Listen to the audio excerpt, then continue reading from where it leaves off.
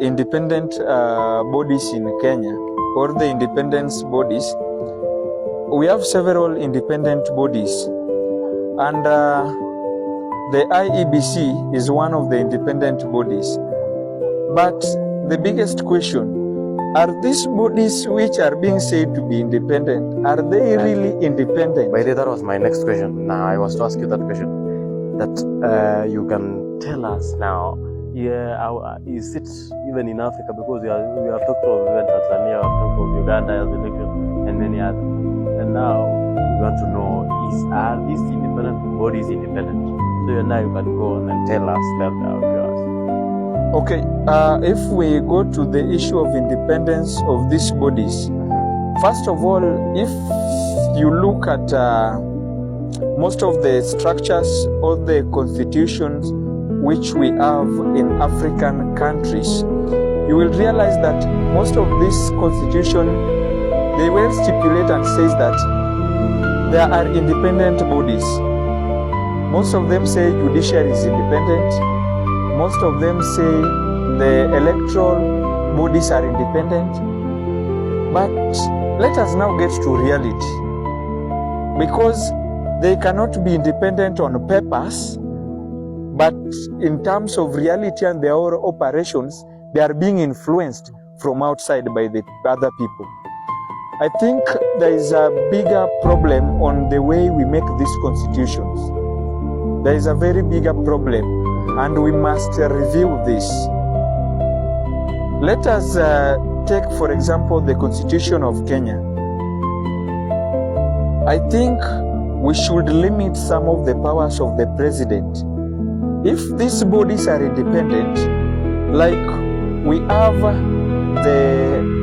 let me just use, for example, the judiciary. The judiciary is said to be an independent body, but according to the Kenyan Constitution, who appoints the Chief Justice?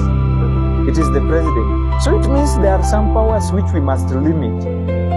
If these bodies are independent, let them be independent. Don't we have a body? Because let us use we have used the example of the judiciary.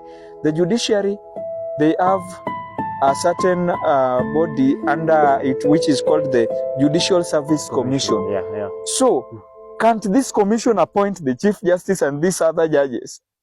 They are just vetting. So I think the best thing to do, let them do, let for example, if we have a vacant position, let us use the position of the Chief Justice.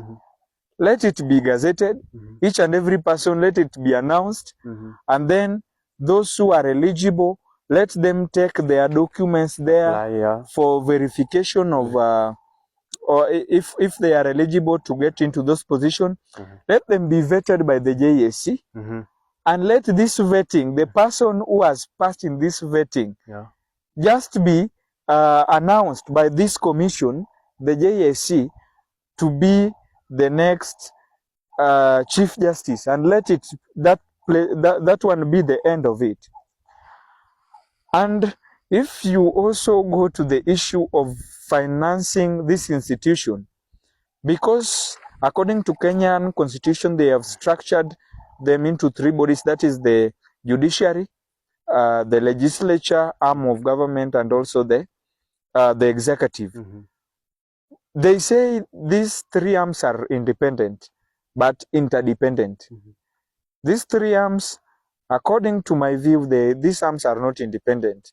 If we also want to make these arms to be independent, let us also remove this thing that for judiciary also to operate, it needs some funds. Yeah, it needs.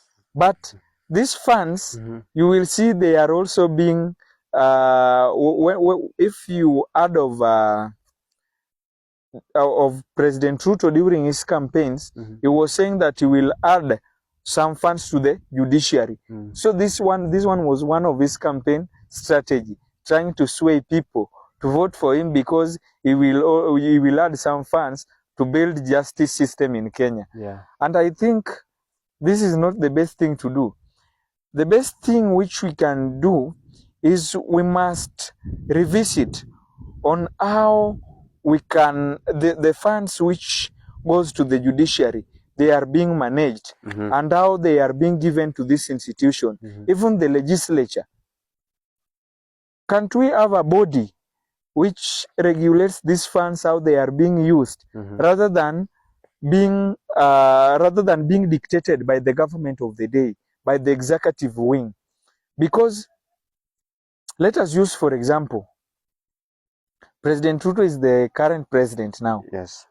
If he comes out of office and the next president decides that this money which has been given to the judiciary, this is too much, let us reduce it, what will happen then?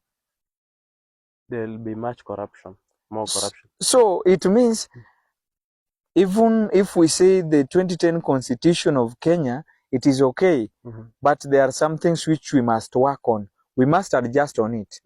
We must adjust on it so that some of these things may work. So that issue to do with this independent institution, my view is that these institutions, they are not independent. They are being influenced on how they make their decisions. Because, allow me also just to use example of the country called Uganda.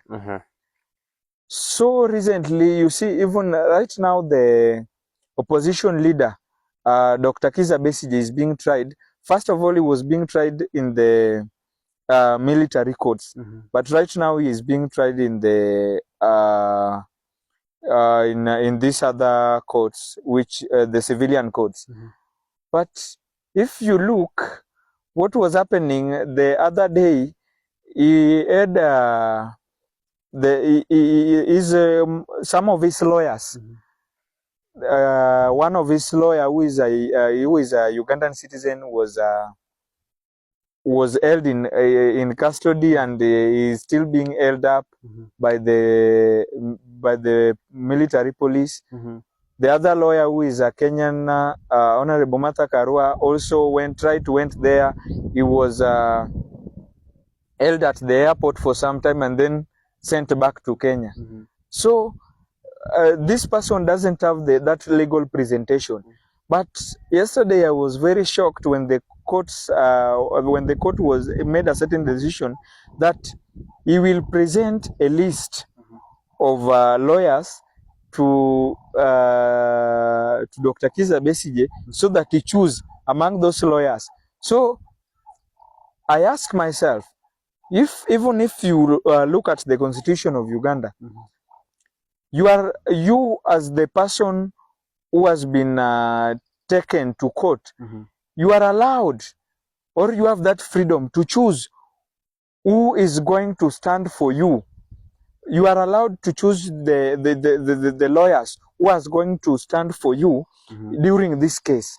But what is happening is contrary to what is